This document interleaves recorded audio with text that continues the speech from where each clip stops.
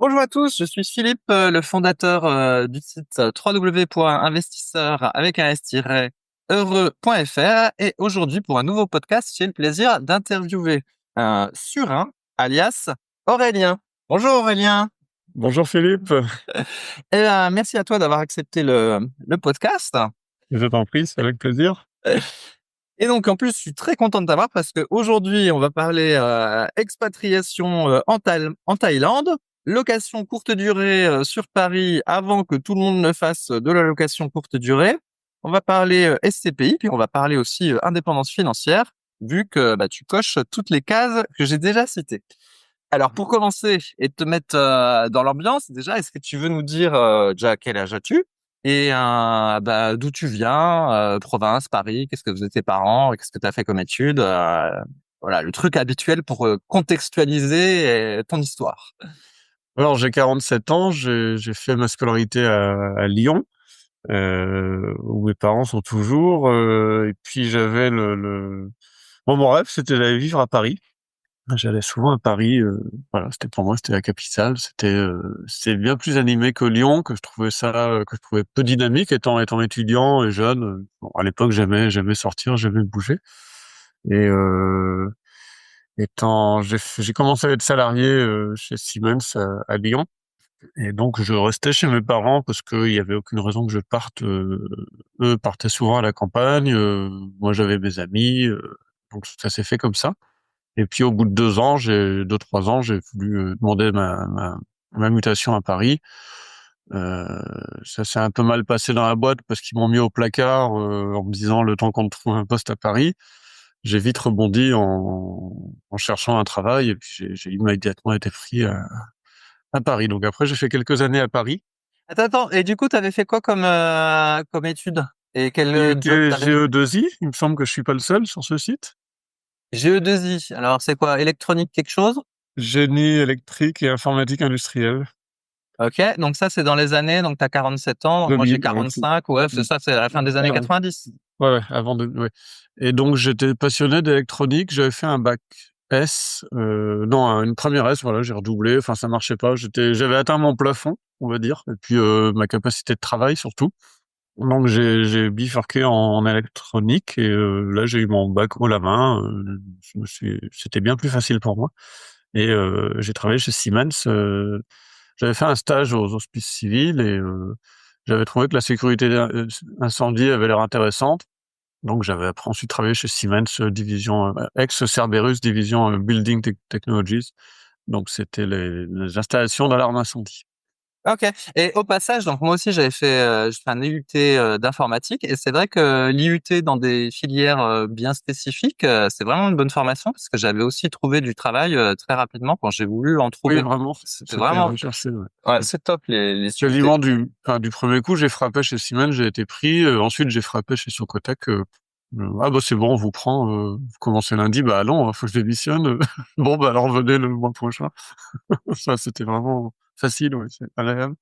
Ok. Et alors t'as pas dit tes parents si tu venais d'un milieu plutôt bourgeois, pauvre, moyen, etc. Mes parents étaient enseignants.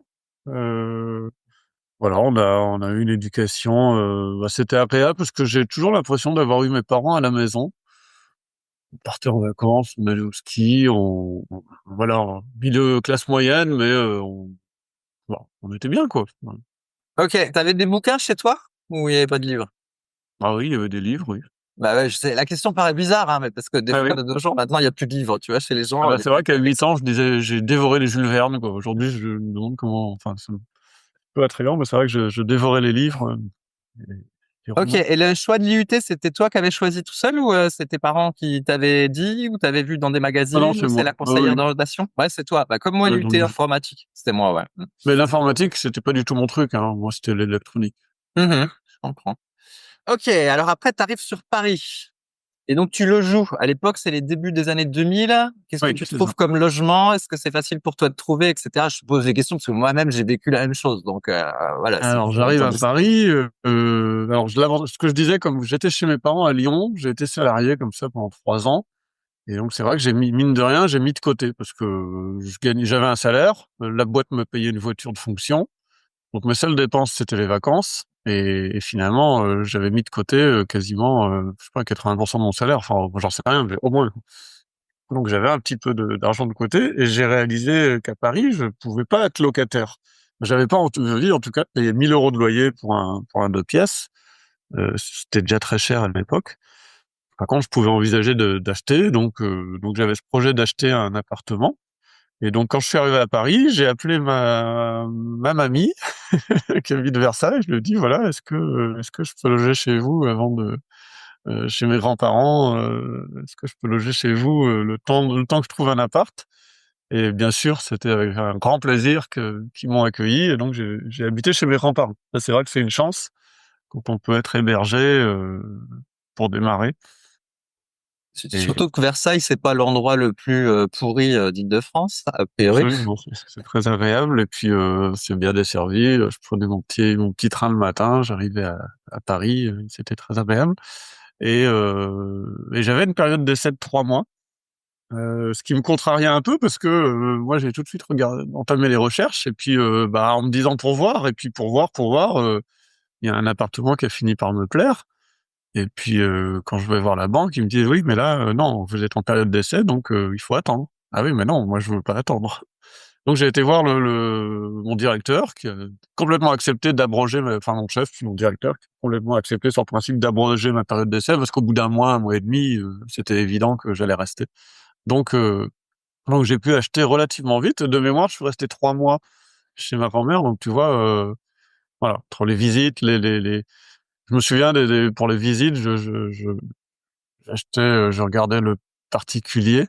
D'ailleurs, oui, je voulais éviter les agences à l'époque, parce que quand j'étais entré dans une agence, un jour, il y avait un type qui était assis, vraiment, affalé sur sa chaise avec le particulier sur les genoux, puis en train d'appeler tous les gens, je trouvais ça pas terrible, mais c'est marrant comme, la seule vision que j'avais avant des agences, surtout à Paris. Heu, mais bon, au final, j'ai acheté directement à un propriétaire. C'était un petit peu, voilà, il y avait un procès qui avait été caché avec la complicité du notaire. C'était pas terrible. Convention sur les parties, affaire SDC Aurore. C'était complètement opaque. En réalité, ça cachait une procédure, mais bon, qui n'a pas posé problème par la suite, mais ça aurait pu. Et donc, du coup, t'achètes quoi en termes de surface, de 30, prix et tout ça? 30 mètres carrés, une chambre, 2 pièces, un dans le 14e, à côté de d'Enfer Rochereau. Avec des mises en garde de toutes parts. Voilà, fais gaffe, ça vient de prendre 30% en 2 ans, ça va se casser la gueule. Donc Oui, ça, c'est en 2002, 2003, c'est par là? 2003, Oui. 2003. Ouais, vous êtes gentil, et ça venait de prendre effectivement 30% en 2 ans.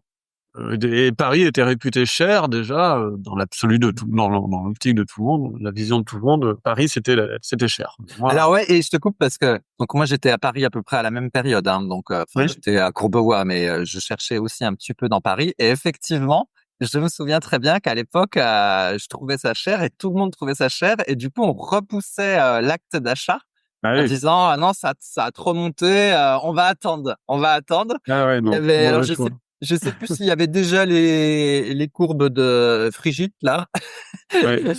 qui ont fait beaucoup de tort. Mais en tout cas, effectivement, déjà à l'époque, les discussions, c'était que Paris, c'était cher et qu'il fallait pas acheter à Paris. Donc, je comprends que ce que tu avais eu comme discussion, toi, quand tu as acheté à Denfert-Rochereau, alors qu'en réalité, la suite a prouvé que c'était encore une période très, très, très peu chère.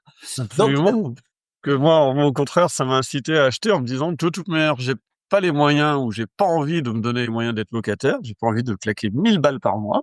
J'avais un apport, je pouvais emprunter, ça me faisait 700 € de crédit par mois, donc j'estimais que j'avais un 2 pièces, c'était très, très correct, et j'achetais à 4 000 € du mètre carré. Voilà, aujourd'hui, qui refuserait d'acheter à 4 000 € du mètre carré à Paris, dans le centre? Ça paraît loin, mais c'était la réalité d'avant, et on était à 3 000 €, effectivement en 2001, quoi. mhm. Ok, alors c'est quoi la suite? La suite, c'est quelques années en tant que contrôleur technique chez Socotec, bureau de contrôle en sécurité incendie. J'ai vraiment poussé la spécialisation en sécurité incendie. Bon, le travail était, bon, si, c'était intéressant, mais bon, quelques années, c'est comme tous les les travaux salariés, c'est répétitif. Je voulais être calife à la place du calife, en fait. Je voulais être mon chef. Donc, j'avais ce projet de monter mon entreprise. J'avais toujours dit à 40 ans, je serais je serais mon propre patron, où j'arrêterais de travailler. Et bon, j'avais 25 ans, donc au bout de quelques années, j'ai cherché à monter mon bureau de contrôle. Donc, je me suis entouré de bonnes personnes, des anciens pompiers qui s'étaient mis à leur compte. C'est très poussé comme domaine parce qu'il faut un agrément du ministère de l'Intérieur qu'en fin de compte, on n'obtient jamais. Voilà, c'est pas compliqué. Euh, Malheureusement, j'ai essayé de faire de la formation professionnelle aussi. Et donc, pour pouvoir faire de la formation professionnelle, fallait être en gros chômeur ou au RSA ou enfin voilà, fallait cocher les cases du cas social. Étant salarié, moi, on me l'a refusé. Alors, c'est dommage parce que j'avais signé un contrat avec une entreprise qui voulait bien que je forme ses salariés. Donc bref, la France, quoi, j'ai compris que c'était très compliqué de se mettre à son compte. Et parallèlement à ça, au bout de 5 ans, j'ai fait des travaux dans mon appartement. Au début, je savais pas utiliser une perceuse, hein. Quand j'ai acheté mon appart, j'ai appris à petit à petit refaire le sol, refaire un parquet, refaire voilà, faire des petits aménagements. Et puis j'ai eu l'idée de faire une mezzanine parce qu'il y avait une cour intérieure, on entrait dans une partie indépendante. Je pouvais surélever cette partie-là, faire une petite chambre en plus, ce que j'ai fait avec un maçon bien sûr, une entreprise. Et pour 18 000 euros, j'ai eu une chambre en plus, ce qui à Paris est précieux. Même s'il y avait pas de hauteur sous plafond, ça m'a fait ma chambre en fait. Ça devait être la chambre d'amis, mais c'est devenu ma chambre. Et du coup, j'avais une chambre d'amis pour les autres. Et, ça m'a, je me suis pris au jeu. Alors là, on est en 2006. On parlait beaucoup de la location saisonnière. Et je me suis dit tiens, bah, je pourrais faire ça. Moi, je partais tout le temps en Bretagne le week-end. On avait une maison de famille. Dès que j'avais quelques jours, je partais là-bas. Donc j'ai mis une annonce un jour pour louer mon appartement. J'ai eu une famille de Réunionnais qui sont venus avec 2 enfants, très gentils. Je leur ai laissé les clés et puis après j'étais sur la plage en me disant mais c'est quand même cool. Je récupère 300 euros pour le week-end. Ces gens-là, je leur fais complètement confiance et au moins je laisse pas l'appartement à la merci des cambrioleurs. Ok, attends. Donc là, tout ça, c'est avant Airbnb et tout. Donc ça se Ouais. passait comment? Tu faisais, là, t'étais au black ou tu faisais un C'était petit à Britel. contrat? C'était quoi? C'était c'était par à Britel Ok, d'accord. en 2006. 2006, j'ai dû louer 2-3 fois comme ça et puis voilà, j'habitais au rez-de-chaussée. Et un jour, en visitant les caves, je dis, mais c'est quand même, toutes ces caves à l'abandon. Moi, je stockais des affaires, mais c'était complètement abandonné. Personne n'utilisait ces caves. Les cloisons étaient défoncées, il n'y avait pas de porte et c'était un dépotoir. Je dis, c'est quand même, on est sous mon appartement, il y a une pièce voûtée de 8 mètres sur 3, sur 2. Il y a quand même du potentiel. Et puis, à force de visiter cette pièce, je dis, mais non, il faut que je rachète tout et que je fasse une piscine. Projet complètement farfelu. Donc je me renseigne auprès des propriétaires des caves et bah il y en a un c'est mon voisin du dessus. Il y en a un, c'est un couple, ils sont au Maroc et une autre, elle est aux États-Unis. Bon, donc il y a 3 caves à racheter. Je finis par contacter ces gens qui me disent bah non, on veut pas vendre. Bien sûr, on préfère garder une cave le jour où on vend l'appartement, c'est mieux d'avoir la cave avec, même si elle n'est pas exploitable. Et bon, bah, je revois ma copie, puis je discute avec un gars qui avait les chambres de bonne, et lui, il avait 2 caves. Je lui dis, dans l'autre immeuble qui était en bon état, je lui dis, je pourrais te racheter ces caves. Lui, c'était un peu un marchand de sommeil, hein. Il vendait ses chambres, il louait ses chambres de bonne à l'étage dans un état aléatoire. Et il avait ses caves qui lui servaient à rien. Donc je reviens vers ses propriétaires, je leur dis, bah voilà, si vous voulez, je peux vous proposer une cave avec une porte saine dans l'autre immeuble, l'immeuble court. Et si vous voulez, on fait un échange de caves. Moi, je récupère votre cave pourrie. Je prends tous les frais à ma charge. Ah bon, bah dans ce cas-là, on veut bien. Bon, donc charge à moi de récupérer 3 caves, de les mettre en état, de payer les frais notariés. Enfin, ça a pris 1 an ou 2 ans, je sais plus. Enfin, ça a pris le temps que ça a pris, au moins 1 an. Les caves donc les 2 caves que j'ai rachetées, je les ai payées 5 000 euros. Il y avait une grande cave que j'ai divisée en 2. J'ai mis 2 portes. J'ai fait venir un géomètre pour faire un changement de règlement de copropriété pour réaffecter des tantièmes. Qui m'a permis d'avoir 3 lots de caves et j'ai aussi changé le règlement de copropriété pour la zone qui était sous mon appartement, parce qu'il y avait un local technique et un couloir. Donc toutes ces zones-là, j'ai affecté des tantièmes pour les racheter à la copropriété. Ce qui fait qu'au bout d'un moment, je me suis retrouvé avec ces 20 mètres carrés de cave sous mon appartement pour la somme de 20 000 euros entre les achats aux propriétaires qui avaient les chambres de bonne, les frais notariés, le géomètre, transformation du règlement de copropriété. Le plus cher, ça a été les frais de notaire. On dit toujours c'est plafonné, gna gna gna. En réalité, les frais de notaire pour faire un échange de cave qu'on a payé 5 000 euros, j'avais plus de 5 000 euros de frais de notaire. Ok, alors attends, je vais juste essayer de bien comprendre ta motivation, parce que là, ce que tu décris sur le plan juridique ou même là pour racheter les caves du voisin, les échanger, etc., ça a l'air d'être un processus assez lourd. Et toi, ta motivation, c'était juste de racheter les caves pour en faire quelque chose, ou t'avais, je sais pas, il y avait quelqu'un qui t'aidait sur le plan juridique, ou t'avais eu l'exemple de quelqu'un qui Non? avait fait ce genre de choses, donc c'était juste toi une motivation intrinsèque comme ça. Ouais, pour mettre en communication ces caves avec mon appartement qui était juste au-dessus, faire un escalier et puis mettre au début une piscine et puis finalement ça s'est transformé en non, la piscine c'est un petit peu ambitieux. Je vais mettre un jacuzzi. Donc l'idée de voilà, j'ai racheté ces caves. Donc on les a déblayées, on a décaissé, on a creusé. J'avais des amis, j'avais été des amis à la maison. On prenait une bouteille et puis on allait en bas, on piochait, on est allé sous les fondations de l'immeuble parce qu'il n'y avait pas assez de hauteur sous le plafond. Comme on allait couler une dalle, fallait. Ça a été des gros travaux. J'avais toujours mon maçon avec qui j'étais très complice. Quand je lui ai parlé du projet, il me fait: «Oh, il y a pas de problème». Lui, ça lui allait. Sous les fondations de l'immeuble, ils ont fini au marteau-piqueur dans du calcaire. C'est des fondations, c'est là qu'il y a comment ça s'appelle, les catacombes. En fait, c'est très, très, très solide. Donc, on peut le percer, mais il faut. Donc, ils ont fait une ceinture là où il y avait le jacuzzi. En fait, quand on est allé plus bas, parce qu'il est semi-encastré, ils ont fait une ceinture de sécurité, une reprise des fondations. Et comme ça, je me suis retrouvé avec un appartement sur 3 niveaux, parce que j'avais fait une mezzanine là, 2 ans avant. Je me suis retrouvé avec un triplex en plein Paris, avec jacuzzi. Euh, Chose totalement improbable que un appartement que j'aurais jamais pu me payer à la base. Mais voilà, ça m'a coûté en tout 60 000 euros entre l'achat des caves, les travaux, l'achat du jacuzzi. Et j'avais mis un escalier. Tu avais vu les photos sur le site? Ouais, ouais, j'ai vu. Je les ai en tête. Il y avait un escalier en PVC translucide, rétroéclairé. Enfin, c'était complètement exceptionnel. Et, euh, et l'idée, c'était de dire, bah, puisque je peux louer mon appartement, bah, je vais mettre un peu plus cher dans le jacuzzi, je vais mettre un peu plus cher dans les travaux, dans l'escalier. Et comme ça, je pourrais le louer et ce sera rentable. Et en fait, j'ai mis une annonce. C'est là que j'ai fait mon premier voyage en Thaïlande. Et donc, j'avais pas encore activé le téléphone à l'étranger. Là, on est en 2008. Et quand je suis rentré, ma messagerie était saturée. J'avais loué une semaine. En fait, j'aurais pu louer bien plus. Et tout le monde voulait louer. Donc, le 200 euros la nuit suffit de passer à 200 euros la nuit. Et en fait, du jour au lendemain, je me suis retrouvé avec un revenu de 3 000 euros par mois. Avec comme problématique de, oui, mais moi, je dors où? Donc, j'allais chez ma grand-mère, chez mes grands-parents. J'allais chez des potes à droite à gauche. Et puis, à la fin, j'allais carrément à l'hôtel, quoi. J'avais loué j'avais des adresses à Paris, on trouvait des hôtels à 50 euros à Saint-Michel. Là où j'allais d'ailleurs quand j'étais les 3 premiers mois, quand j'étais logé à Versailles, j'avais négocié avec la boîte qui me paye l'hôtel 1 ou 2 fois par semaine pour que je puisse rester à Paris. Et bah, j'avais ma petite copine à l'époque, ça m'invitait de rentrer tous les soirs.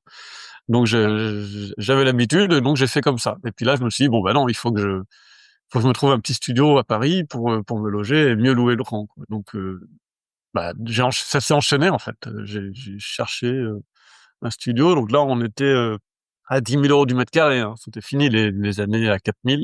Là, on était surtout que je cherchais dans le 5e. Donc, j'ai trouvé un studio pourri, 4 murs, mais qui était vraiment tout près de la Seine, alors que tous les autres, c'était plutôt vers les Gobelins. À 10 000 euros du mètre carré, c'était excessif. Euh, donc j'ai immédiatement accepté pour 150 000 euros, 17 mètres carrés, pas de toilette, tout à refaire, de l'amiante, des dalles amiantées au plafond et sur les murs, et me revoilà reparti pour un chantier d'aménagement. Elle a toujours mon maçon qui est prêt à tout. à affronter tous les. Donc on a voilà, on a acheté ce studio, on a fait les travaux en 3 mois.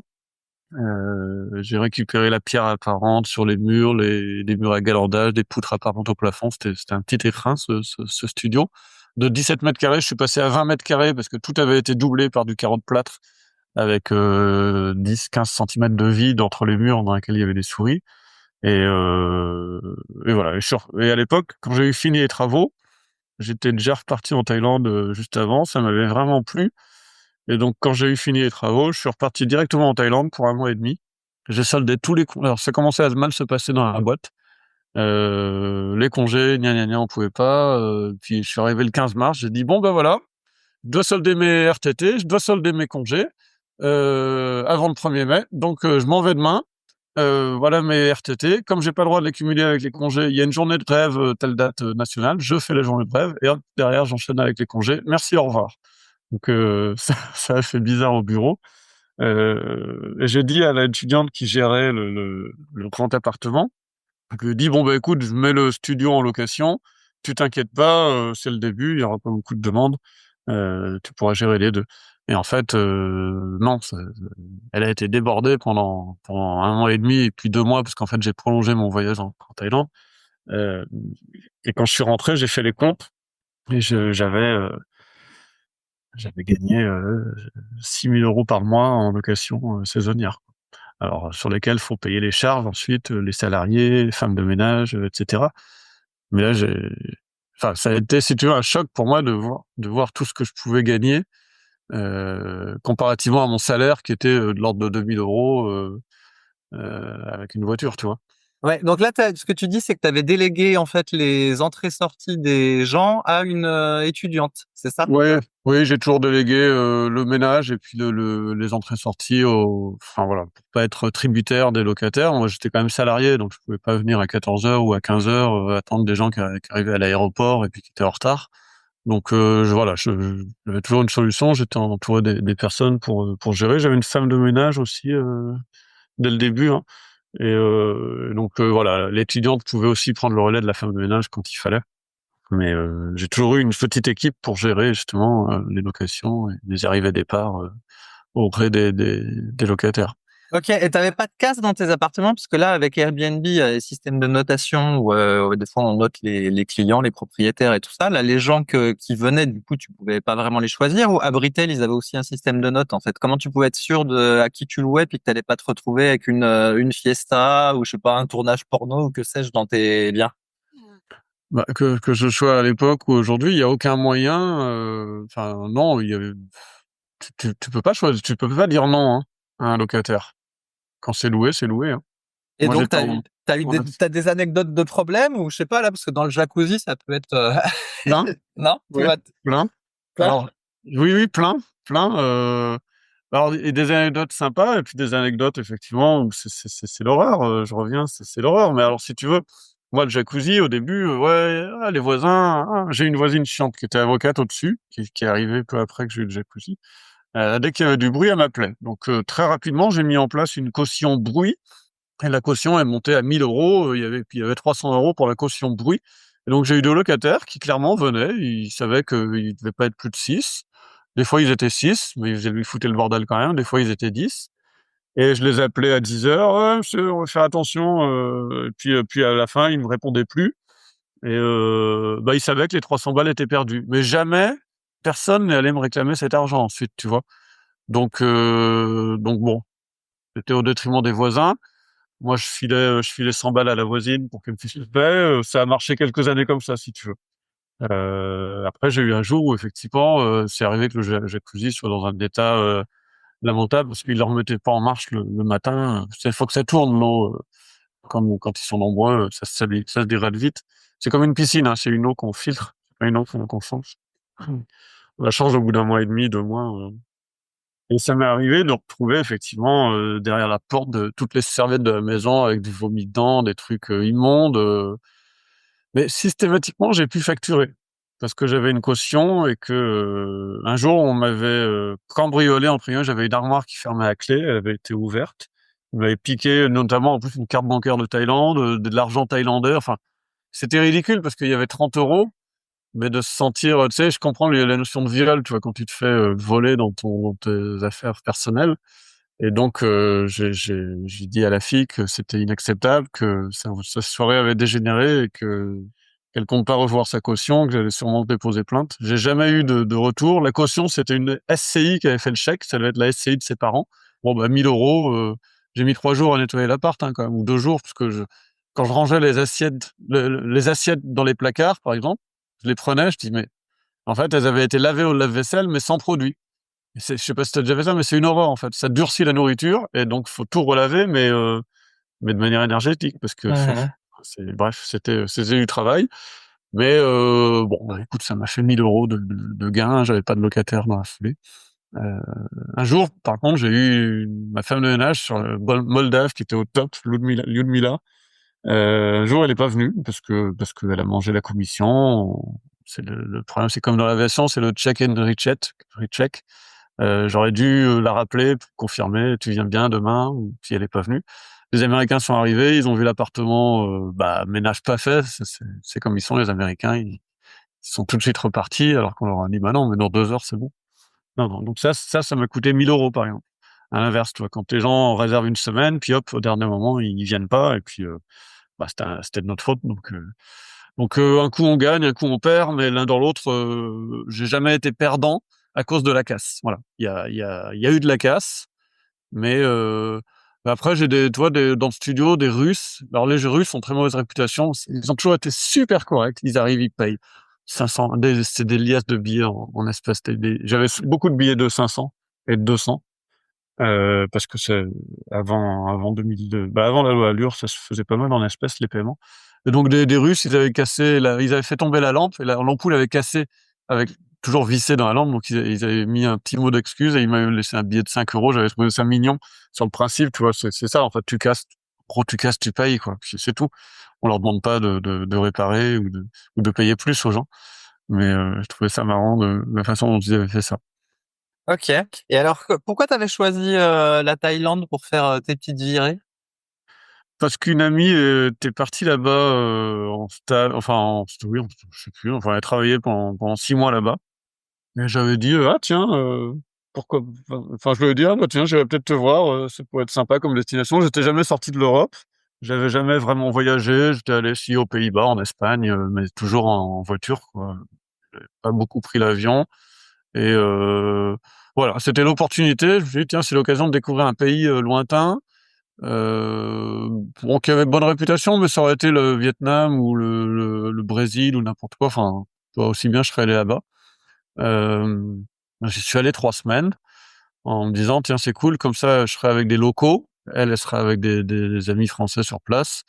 Et je serais pas perdu, je pourrais visiter là-bas le pays, découvrir avec des gens qui connaissent, quoi. C'était une bonne idée parce qu'effectivement, en semaine, j'étais avec eux à Bangkok, on faisait des soirées, c'était sympa.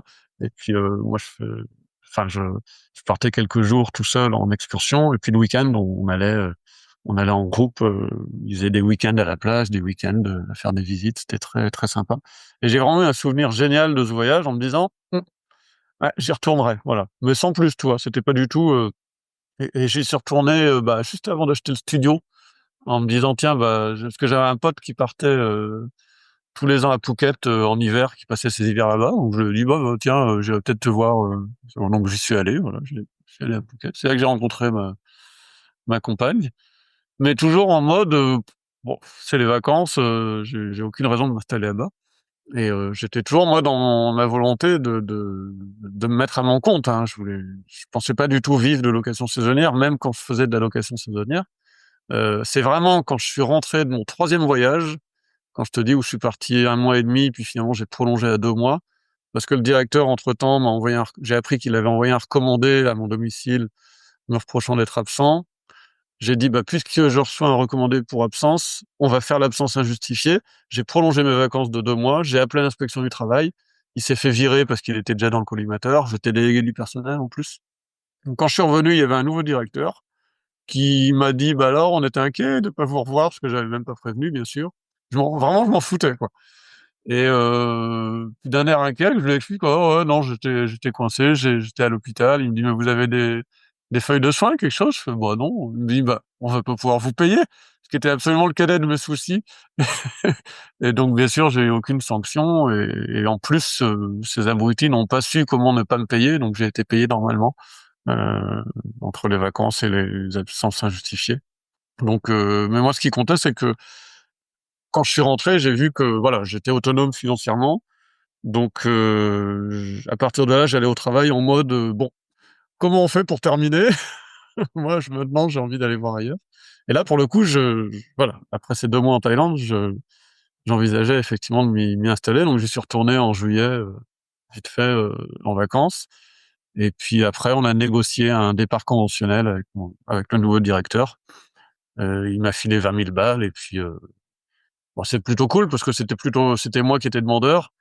Mais il y avait quelques histoires, je sais pas, non, t'es pas. Bon, je sais pas si on a le temps d'aborder ça. Je sais pas si t'as travaillé dans le privé. Bien sûr. Bon, enfin moi, ce que j'ai remarqué, j'ai travaillé chez McDo, Carrefour, Siemens, Socotex, des grosses boîtes. Il y a tout le temps de la magouille. On triche sur les chiffres de fin d'année, on fait des maintenances qu'on n'a pas faites, on les fait au bureau. Je sais pas, ça m'a toujours choqué. Et chez Socotec, je contrôlais à tout Montparnasse, et puis je prenais la relève d'un gars qui allait partir en retraite. Donc la dernière année, je fais ça en doublure avec lui. Puis on fait des essais de désenfumage dans la tour Montparnasse. Et je lui dis, bah non, mais là, l'air, lui, il mesurait la valeur de passage d'air. En gros, quand il y a le feu, on veut pas que la fumée rentre dans les escaliers. Donc on les met en surpression, et donc l'air doit aller de l'escalier au couloir et pas l'inverse. Donc lui, il mesure, et avec une certaine valeur en mètres secondes, c'était 1 ou 2 mètres secondes. Et donc lui, il mesurait avec son anémomètre la vitesse, il reportait la vitesse, mais il mesurait pas le sens de rotation de l'hélice. Donc si l'air allait du couloir à l'escalier, il s'en foutait. Et donc je lui fais la remarque, il me fait bah non, regarde là, ça va à l'envers. Tous les étages bas, en fait, ça n'allait pas. Il y avait un effet de cheminée qui faisait que la fumée rentrait dans les escaliers. Il me dit: «Oh, on s'en fout», bon, bah, moi, je comprends pas. Et l'année suivante, quand je fais mon contrôle tout seul, bah, là, je marque, je marque une tartine. En cas d'incendie, les fumées des bureaux vont rentrer dans l'escalier, dans tous les étages bas, empêchant ainsi l'évacuation du personnel, ce qui représente une cause de danger majeur. Bref, ça n'a pas plu du tout.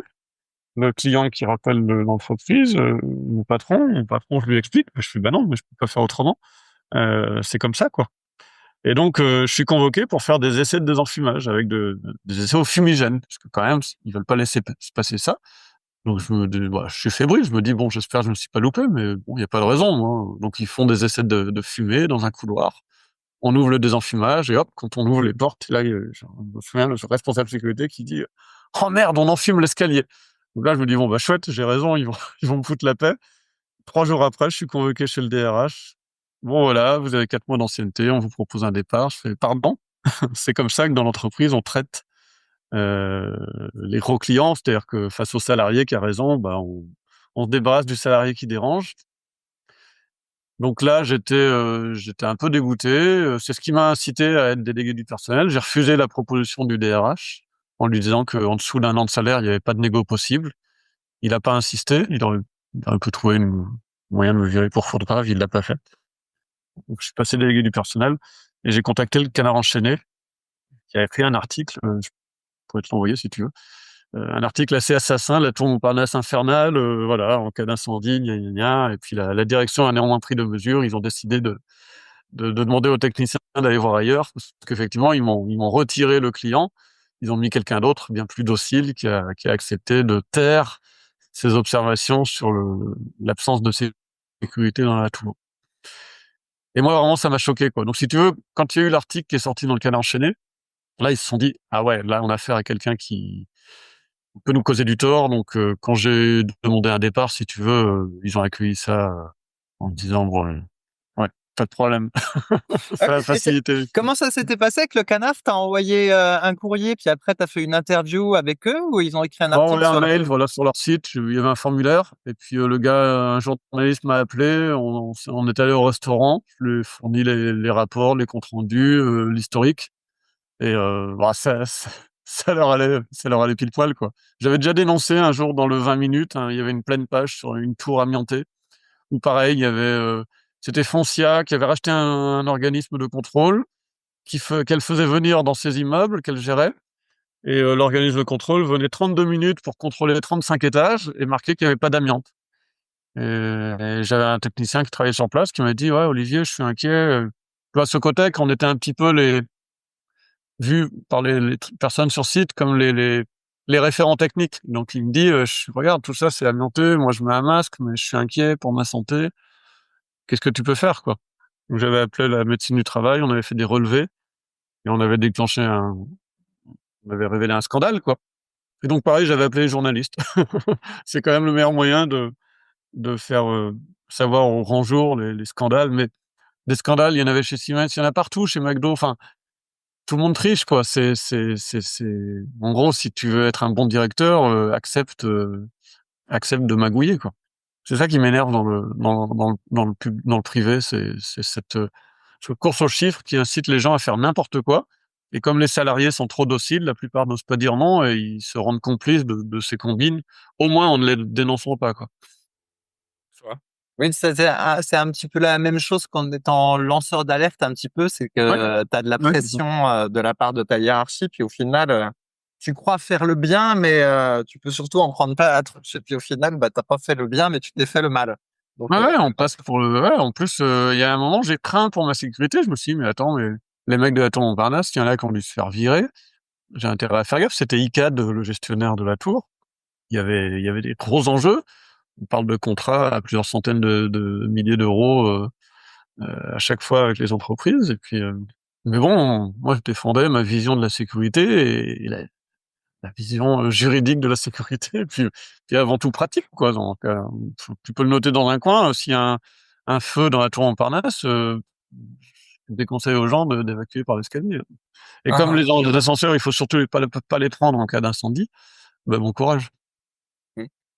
OK, alors maintenant revenons à la Thaïlande. Donc à quel moment tu as décidé de t'y installer vraiment? Parce que je crois qu'à un moment donné, tu t'y es, installé en fait, ça si je me Voilà, donc souviens. Mmh? quand je négocie avec avec mon directeur un départ, conventionnel, ah bah là, le 31 octobre, je fais mon pot de départ, le dernier jour et puis moi j'ai déjà les billets d'avion, je pars 3 jours après, quoi. Et là, c'est un aller simple, hein, puisque de partir, en fait, ça me libère la contrainte de dormir à Paris. C'est-à-dire, je peux louer davantage mes appartements et de nouveau gagner autant d'argent que quand j'étais parti 2 mois, la fois d'avant, tu vois? Où j'ai prolongé mes vacances, bah, voilà. Parce que quand je suis à Paris, moi, je suis obligé de dormir, alors je m'arrange pour faire une nuit, quand c'est vide et puis de temps en temps, je vais à l'hôtel ou de temps en temps, je vais, chez les amis, mais c'est pas une situation d'avenir. Je me dis: «Attends, je peux gagner plus d'argent en louant les 2 apparts tout le temps». Donc là, je prends un aller simple en Thaïlande.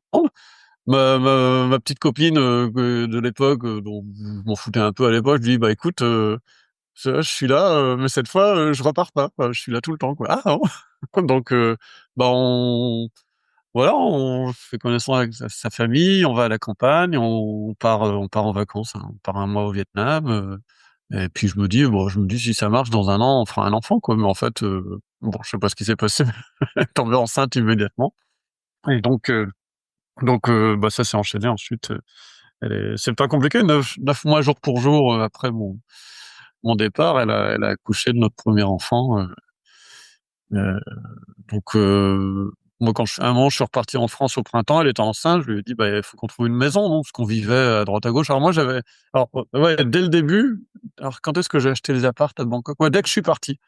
Dès que je suis arrivé en décembre, tu vois, j'ai quitté, fin octobre. En décembre, j'ai acheté un appartement à Bangkok.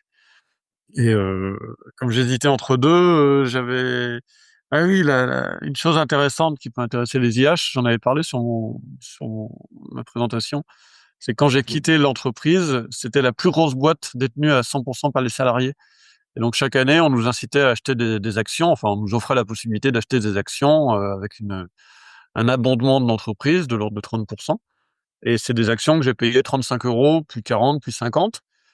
Et quand je suis parti, juste avant que je parte, l'entreprise a été revendue en LBO, bon, ça avait fait du bruit, mais ce qu'on a retenu surtout, c'est que les actions ont été valorisées 475 €. Je sais pas si tu imagines la culbute monumentale que tout le monde a faite. Alors, les dirigeants en premier, mais c'est une belle histoire parce que les grands gagnants, c'est tous les salariés depuis 10, 20, 30 ans qui ont pu partir en retraite avec un petit pécule de l'ordre du million d'euros, tu vois. Parce que chaque année, ils ont mis 1 500 euros d'actions, et puis ils ont pu revendre. Voilà. Moi, ça m'avait fait 70 000 euros. C'était moins parce que j'étais pas là depuis longtemps, mais j'ai pu m'acheter ces appartements à Bangkok. J'ai un collègue technicien qui avait 2 millions d'euros, tu vois, en action. Il venait en vélo au travail, il vivait un peu plus simple. Et comme il savait pas quoi faire de son argent en fin d'année, bah, il achetait des actions d'entreprise. Il a trouvé avec 2 millions d'euros. C'est une belle histoire aussi, je pense, de parcours d'investisseur.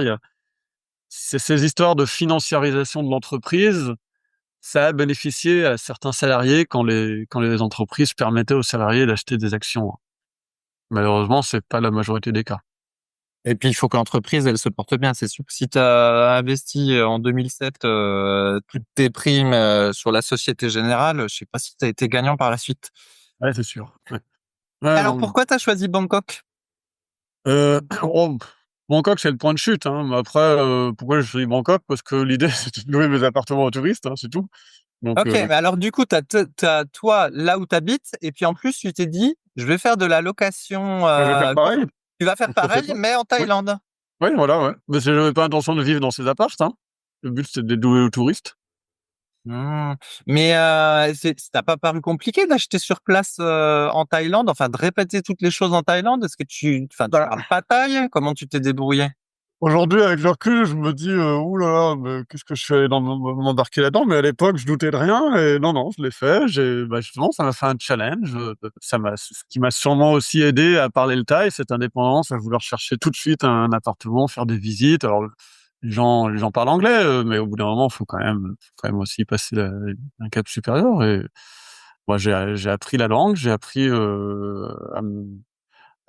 les lois là-bas, comment ça marche, l'immobilier, voilà. Et puis j'ai fait ça, j'ai mis mes annonces sur les mêmes sites, hein, à Britel. Alors Airbnb, mais non, ça n'existait toujours pas. On est en 2009.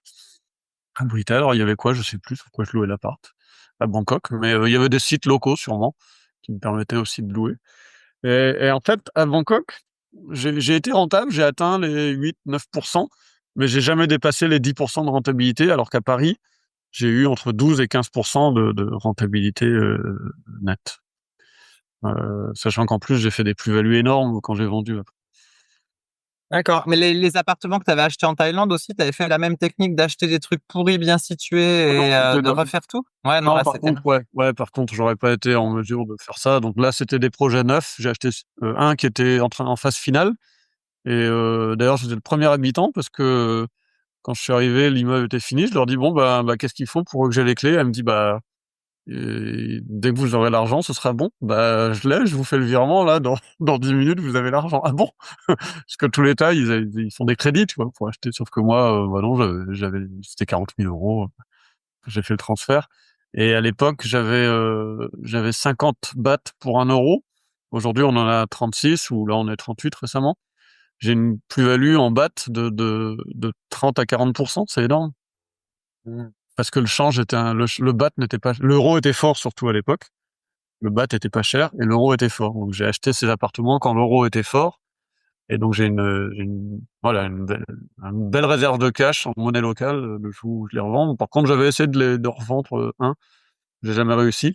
Là, j'y suis retourné le mois dernier. On a fait des vacances là-bas. Euh, bon, bah, écoute, c'est pas mal ces apparts. Les grands enfants de ma femme l'occupent. Elle avait 3 enfants quand je l'ai rencontrée, qu'on a élevés hein, ensemble.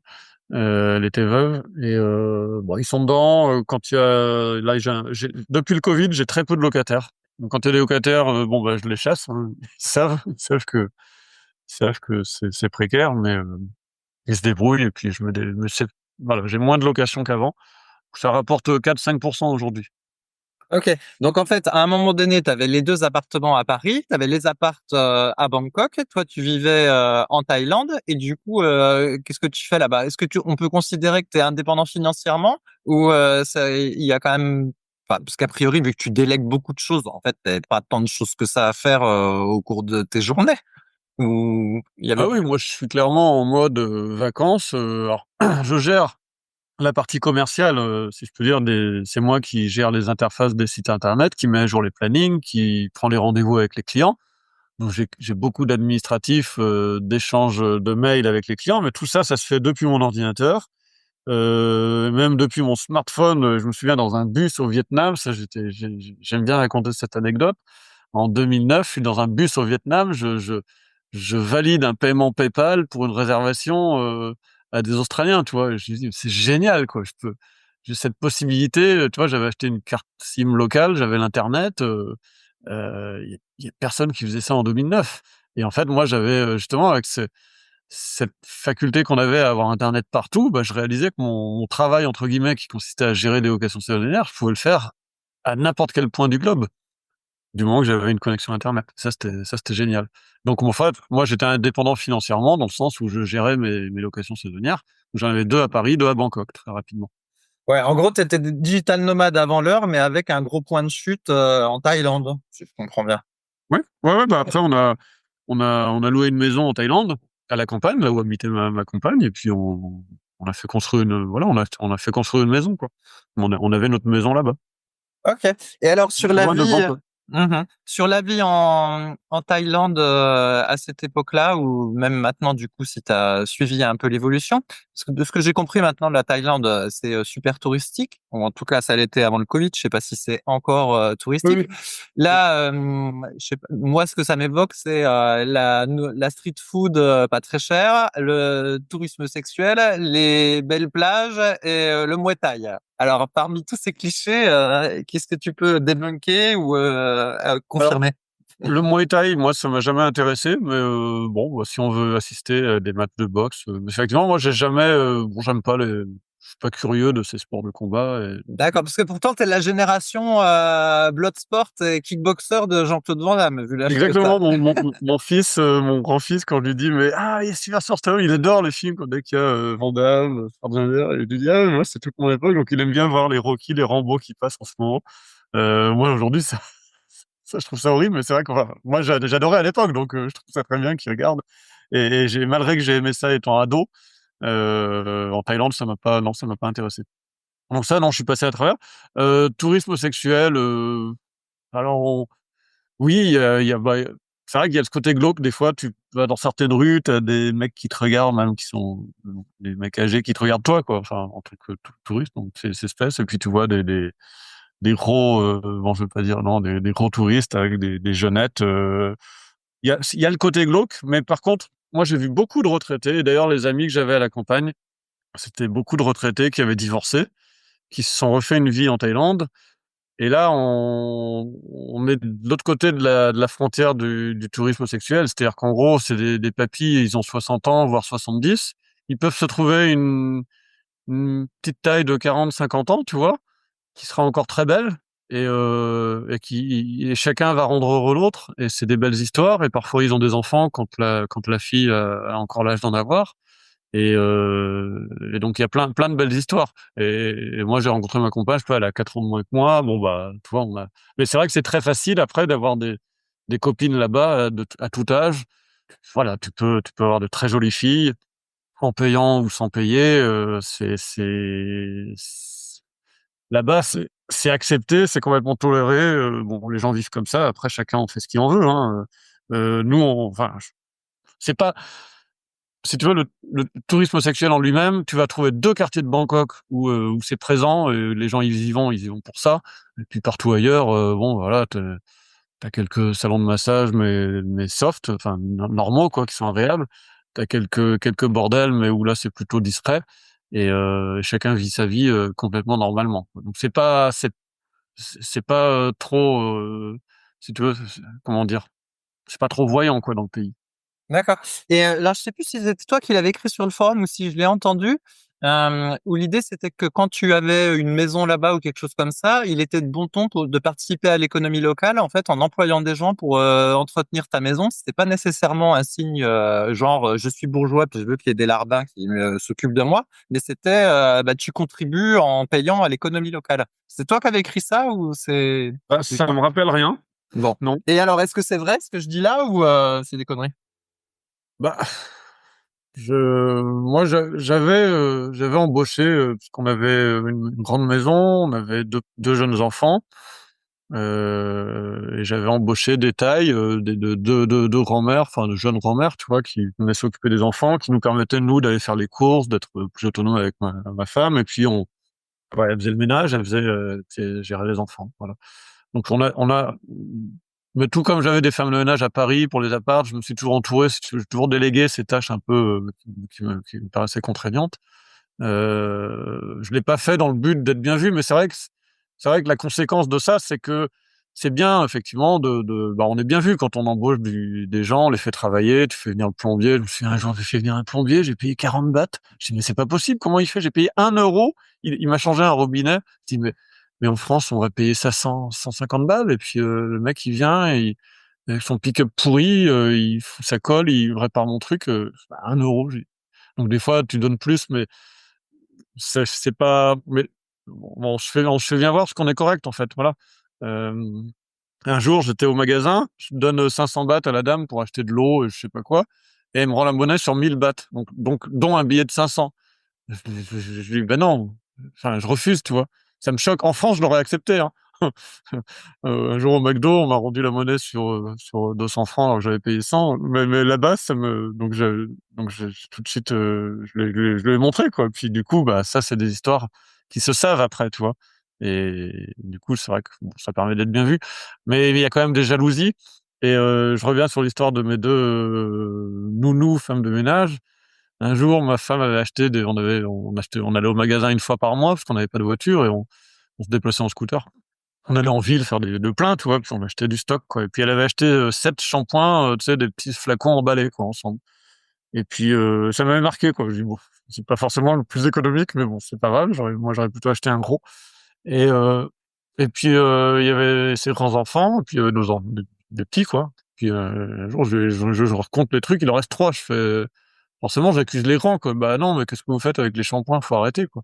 Puis quand même, c'était, bah non, non, vous voyez bien qu'ils niaient les enfants, puis je vois pas pourquoi ils auraient utilisé trois shampoings.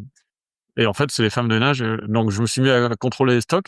On avait une bassine de riz dans laquelle on stockait le riz, tu vois. Enfin, et en fait, quand on n'était pas là, elles se servaient, hop, un shampoing par-ci, 1 kilo de riz par-là, elles piochaient dans nos stocks, quoi.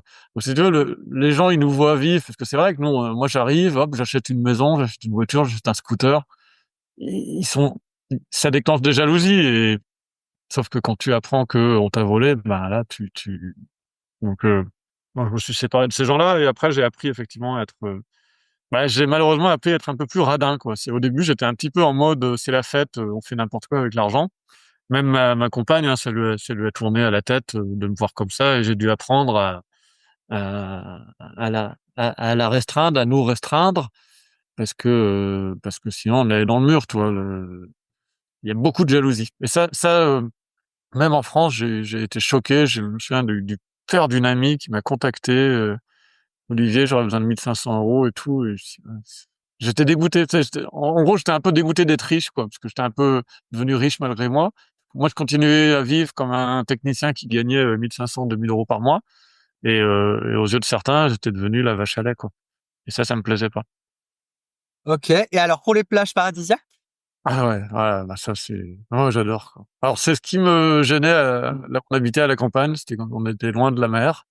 Quand on y allait, on allait à Koh Chang, on mettait, tu vois, à Koh Chang cassé, on mettait 8 heures de route, mais j'adorais, c'est génial, toutes les plages, Phuket, Koh Samet, Koh Samui, Koh Phangan. C'est, moi j'adore les belles plages et c'est incroyable. Tu découvres des endroits. Il y a du côté de l'île, celle qui est appelée l'île James Bond, parce qu'il y a un James Bond qui a été tourné par là. Il y a un tour touristique à faire si tu veux, et tu te retrouves sur une île en fait il y a une plage qui est encerclée de montagnes, enfin de roches verticales, quoi. Et tu rentres par des grottes. Et là, tu as une plage sans mer. En fait, c'est marrant parce que c'est du sable. Et tu as des crabes qui vivent là. Ils ont leurs deux grandes pinces, en fait, il y en a une qui est énorme, qui est plus grande que leur corps, et l'autre qui est petite. Et ils sont tous comme ça dissymétriques. Et il y a que sur cette plage que tu vois que tu vois ces crabes. Puis tu vois une variété de la faune et la flore qui est merveilleuse. Et puis, bah, avec un climat, t'es en short toute l'année. C'est des souvenirs géniaux. À tel point que, bah, après, voilà, à la campagne, il y avait quand même quelques problèmes, notamment justement avec ma femme qui fréquentait pas forcément les bonnes personnes. On a eu quelques problèmes à la fin. On a dû rentrer en France, un peu en mode, c'est la loose, quoi. Rentrer en France parce que ça devenait dangereux de rester là-bas. Bah, on devait rentrer 3 mois. En fait, j'étais en train de vendre mon grand appartement avec Jacuzzi. Et donc, le projet, c'était qu'on rentre tous pendant 3 mois. Sauf que là, j'ai dit à mes parents en arrivant, bon, bah, on repartira pas dans 3 mois. Il y a des problèmes en Thaïlande. On reste. Donc, on est resté un an. Notre dernière fille est née, dans ce voyage en France. Et puis, au bout d'un an, bon, ça se passait bien avec ma femme. On avait mis, voilà, passé sur les problèmes précédents. On est reparti d'un bon pied et on est reparti en Thaïlande, mais cette fois-ci, on dit, bah, on va directement s'installer sur notre lieu de vacances, la Koh Chang. Donc, on a trouvé une maison à louer à 300 € par mois. Tu vois, on trouve très facilement des logements pas chers. Et, euh, et on a vécu 4 années là-bas ensuite. Ok. Et là, pour le coup, c'était, Attends, ça c'est en quelle année? Et est-ce qu'il y a eu de la touristification entre-temps? ouais, mais moi, quand je suis arrivé, c'était déjà très touristique. Et là, quand on est revenu, c'était en 2015. Oui, c'était touristique, surtout que là, pour le coup, on était sur une île, donc il y avait au quotidien bien plus de touristes et bien plus d'expats, de francophones, de mon âge d'ailleurs, alors qu'à la campagne, j'étais plutôt avec des retraités. Finalement, avec qui je m'entendais mieux parce que ils étaient tous en mode farniente. La vie est belle, je suis à la retraite, tu vois, je profite de la vie. Que à Koh Chang, les jeunes de mon âge, en fait, ils étaient tous en mode boulot. Sauf qu'ils bossaient plus qu'en France pour moins cher. Et puis, ils investissaient 30 000 balles dans des commerces boiteux dans lesquels ils embauchaient des tailles et au final, ils gagnaient pas d'argent, quoi. Enfin, ils avaient le projet de vie de vivre en Thaïlande, mais ça leur coûtait très cher. Il y en a beaucoup qui reviennent bredouilles après avoir tout perdu. Et ceux qui réussissent, c'est soit ceux qui ont réussi à s'intégrer, trouver vraiment un truc avec leur femme qui a développé le truc, quoi, mais en vivant avec des moyens locaux, ou sinon des gens qui ont beaucoup de moyens et qui peuvent continuer à mettre à mettre au pot. Ok. Mais alors, tu faisais quoi sur ton île comme passion pour t'occuper, je sais pas moi, de la plongée, du surf, je ne sais quoi? Ah non, c'est vrai que je suis pas trop, non, pas trop activité comme ça. Donc moi, j'avais bon, la petite qui était née, qui venait de naître. Dès qu'elle est née, en fait, on est reparti en Thaïlande. Donc j'aimais bien partir avec ma fille à la plage, faire un petit tour. On prenait le scooter, on allait se poser à la plage pendant que les garçons étaient à l'école. Qu'est-ce que je faisais? Ce qui me manquait, c'était ça me manquait d'avoir quelques relations sociales avec des Français, même s'il y en avait, si tu veux, mais voilà, on se prenait un café de temps en temps. Mais moi, j'aime bien jouer aux cartes, j'aime bien, tu vois, des soirées comme ça. Donc ça manquait un peu. Après, voilà, je le faisais quand j'avais de la visite. J'avais des amis qui venaient me rendre visite. On jouait à la pétanque avec les Thaïs. Ça, ils sont marrants. Ils sont bons à la pétanque, hein, les Thaïs. De temps en temps, j'aimais bien jouer où on faisait des foot sur la plage en fin d'après-midi. Mais pas, non, j'ai pas eu beaucoup qu'est-ce que je dirais? Bah si, tu vois, bah ton forum, voilà, j'ai passé des heures à faire des classements, des tableaux de SCPI, parce que j'aime bien manipuler les chiffres et puis que bah j'avais le temps de faire ça. Et voilà, j'ai plus développé des activités sur Internet, tu vois, optimisant mes locations saisonnières aussi, parce que quand j'ai revendu en 2014 au moment de la loi Allure l'appartement avec jacuzzi, non pas pour ces raisons, hein, je l'ai revendu parce que les voisins en avaient marre du bazar du jacuzzi. Moi, j'en avais marre de gérer le jacuzzi à la distance. Ça commençait, au bout d'un moment, l'appartement, il commence aussi à se délabrer un peu. Bon, j'avais pas forcément envie de refaire une mise à jour. Donc, je l'ai vendu, j'ai fait ma belle plus-value. Et qu'est-ce que je voulais dire? Du coup, j'ai perdu le fil. Euh, oui, donc Comme- j'avais un seul appartement, le studio, en me disant, bon, bah, faudra peut-être que je tape dans le capital parce que ça me suffira pas pour vivre. Mais en fait, non, parce que j'ai optimisé le studio et plutôt qu'il me rapporte 2 000 € par mois, bah, il s'est rapproché des 3 000 € par mois, tu vois, de loyer. Donc, même en déduisant les frais annexes, j'arrivais à tirer un salaire suffisant pour vivre là-bas. Mhm. Ok. Et alors après, je suis la chronologie. Donc, tu passes plusieurs années sur cette île. et puis finalement, tu reviens en France et puis tu t'intéresses au SCPI. Donc ça, c'est Oui, la nouvelle suite phase. à la vente de mon appartement, oui. Alors, sur les SCPI, tu veux parler ou alors tu veux parler de comment t'es revenu en France et puis finalement, si tu as des regrets de ne plus être en Thaïlande ou si tu es content d'être revenu en France, tout ça. En fait, les SCPI, ça commence lors de notre premier retour en France pendant un an, où j'ai vendu mon appartement, j'ai 350 000 euros, en gros. J'ai pas de projet, j'ai pas besoin de cet argent, j'en ai pas besoin pour vivre puisque j'ai des revenus. Je me dis, bah, j'ai 300 000 euros, qu'est-ce que j'en fais, quoi? Mon père qui m'avait donné le bon conseil de ne pas acheter à Paris en me disant, fais gaffe, ça va se casser la gueule. Bon, je n'avais pas suivi son conseil. Là, il me dit, intéresse-toi au SCPI. Donc, je regarde, effectivement. Et là, pour le coup, bah, j'ai acheté mes premières SCPI avec cet argent. Donc, au début, bah, j'aime bien parce que je suis assez prudent dans ma façon d'aborder l'investissement. Tu vois, au début, cet argent, les 350 000 euros, je les ai placés sur des livrets boostés. Donc, Mhm. j'ai fait tous les livrets de toutes les marques pour toucher les 3-4%. Tu vois, mine de rien, ça faisait beaucoup d'argent, hein. Là, je sais que chez ING, il y a eu un problème sur un virement. J'ai perdu un mois d'intérêt. J'ai fait une réclamation. Ils m'ont filé 700 euros, tu vois. Euh, J'avais 4 000 euros d'intérêt à la fin de l'année. Donc, ça compte, quoi. Donc cet argent, il a jamais dormi. Et petit à petit, en fait, je l'ai investi dans des SCPI, à force de me renseigner. Donc j'ai dû investir entre 2 et 300 000 à l'époque, sur un an, tu vois, un an et demi, en comprenant au bout d'un moment que c'était bien d'acheter aussi de la nue propriété. Donc voilà, j'ai fait des mix, j'ai beaucoup diversifié. Et donc c'est de là que j'ai commencé à m'intéresser au sujet.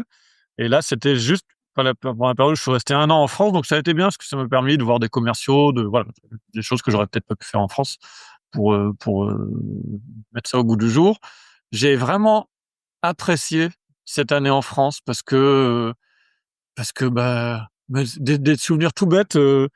Le rayon des crèmes dessert à Intermarché, tu dis ah, il y a tous les goûts, tous les parfums que j'adore, quoi. En Thaïlande, c'est fraise, vanille, quoi. Enfin non, fraise, noix de coco, quoi. Il y a pas de choix. Un truc tout con, tu vas jouer au tarot avec des amis et puis hop, t'écoutes rire et dans chanson dans la voiture, tu rigoles même si le truc est pas drôle, t'as envie de rire parce que finalement ça t'a manqué comme le fromage, tu vois, tu retrouves quand même tes bases.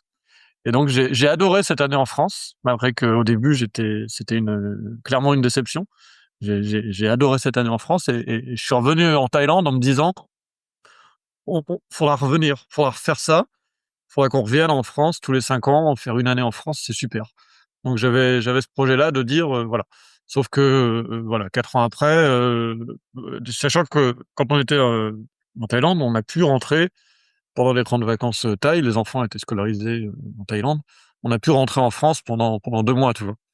Et en plus, je mettais mes enfants à l'école en France. Bon, ça c'est une autre histoire, mais comme ils avaient été scolarisés un an en France en maternelle, j'avais demandé si l'école acceptait de les reprendre et ça leur faisait plaisir. Donc du coup, ils ont gardé quand même. Ça leur permettait de progresser en français parce que ils étaient uniquement avec moi. C'était pas évident de les avoir bilingues.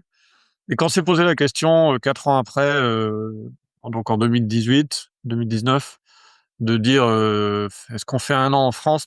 Enfin, le problème c'est que les enfants grandissant, on peut pas.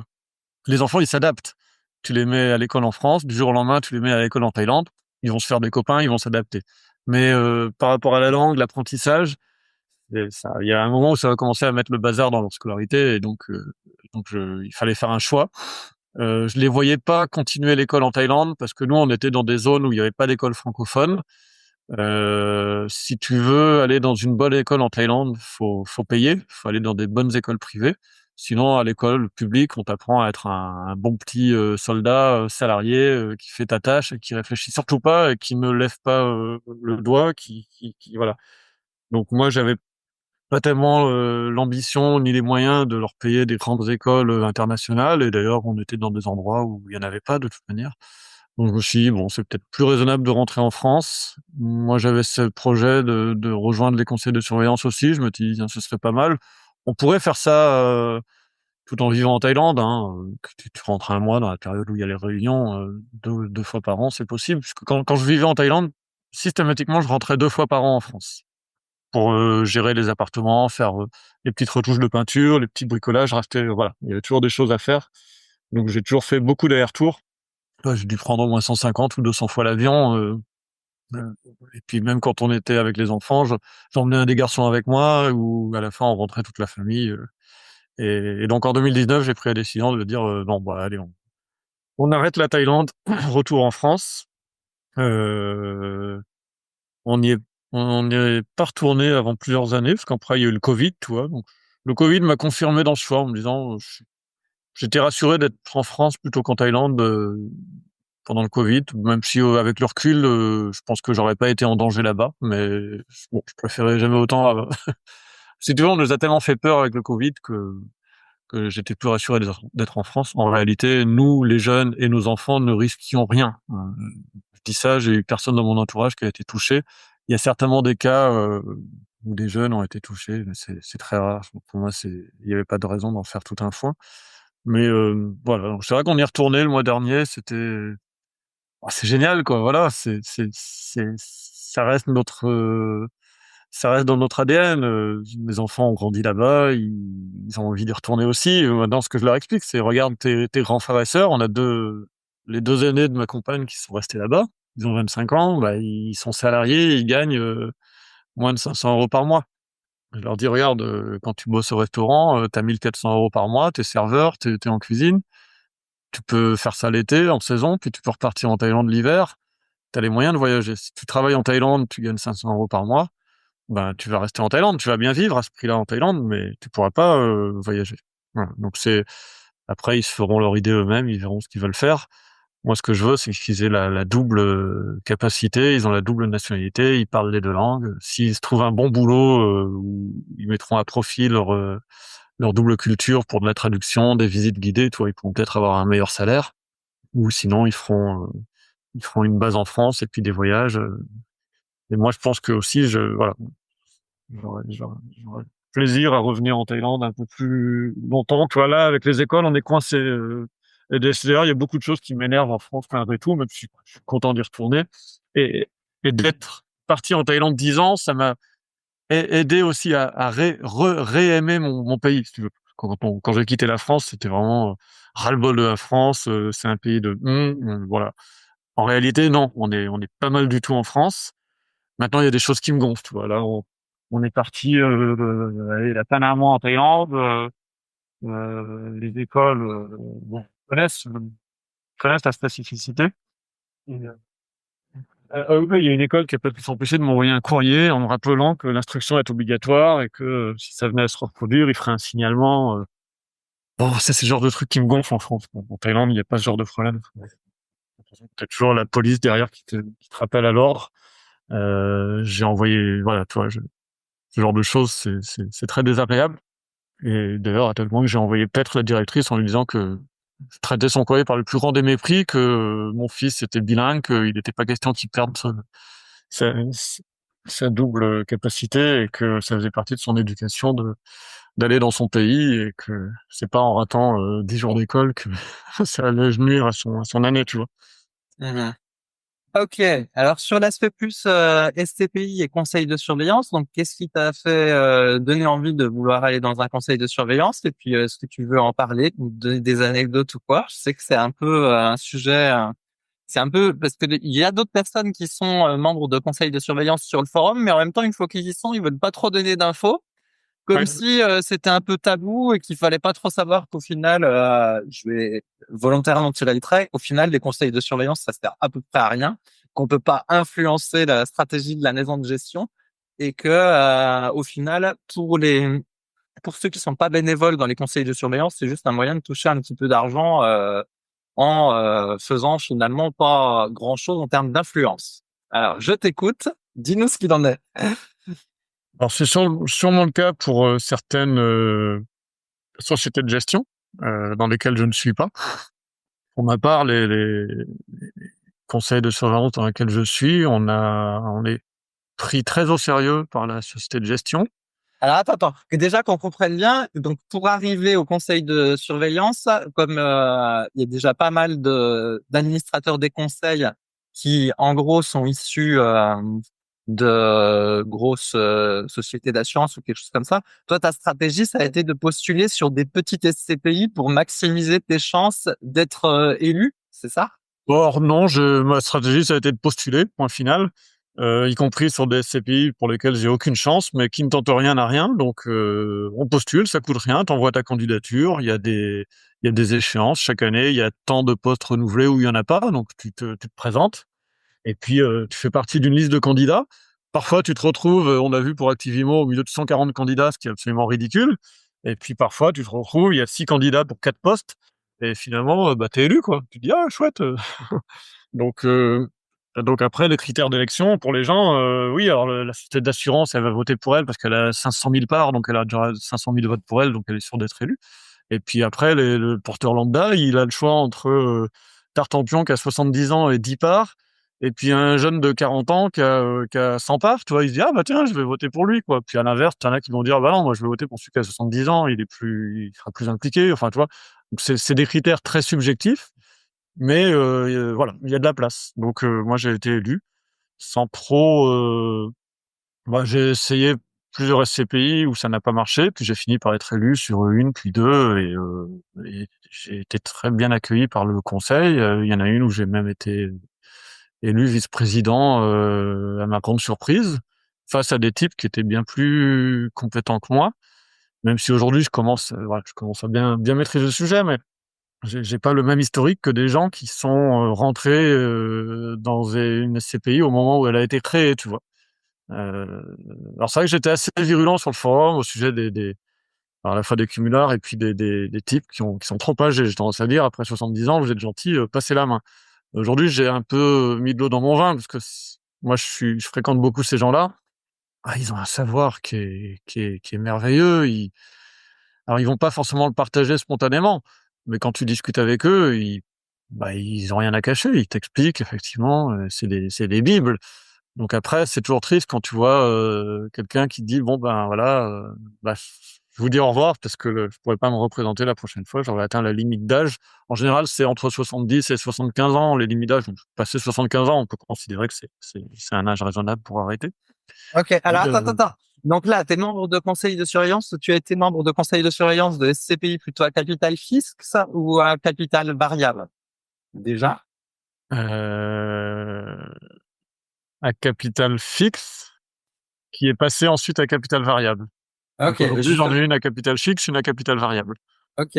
Est-ce que du coup, tu es payé pour faire ça? Tu as des défraiements qui sont payés? Oui, Et est-ce que tu touches un truc? oui. Et ça, c'est pour toutes les SCPI ou c'est juste celles pour lesquelles tu es? Ou est-ce qu'il y a des variations entre les différentes SCPI pour lesquelles tu es? Je dirais que tu es payé peut-être je pense, 90% des SCPI donnent des jetons de présence.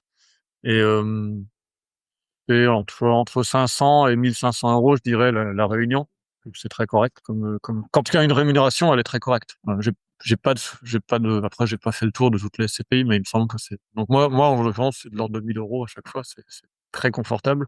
Même si on vient de loin, moi, je suis très loin. Je suis au bout du monde, comme toi, à l'autre bout dans un coin de la France. Tu vois, bah, je dois prendre la voiture. J'ai 1 heure pour rendre la gare, puis je prends un train ou un avion et arrivé à Paris, j'ai encore un peu de transport, donc je dois venir la veille, tu vois. Et donc ça, je suis défrayé pour les frais. Et après, j'ai une indemnité fixe pour la réunion. Moi, ça me convient parce que j'ai pas besoin de mettre de jours de congé. Il y a des jeunes qui doivent poser des RTT pour le faire, donc c'est plus pratique quand tu es en région parisienne après. Et alors, du coup, comment ça se passe une réunion de conseil de surveillance? Il y en a combien par an et vous y discutez de quoi? Qui en discute l'objet? Ouais, Qui vote quoi? 2 à 4 réunions par an. Euh, L'objet, c'est la validation, la strat- en fait, la société de gestion nous rend compte.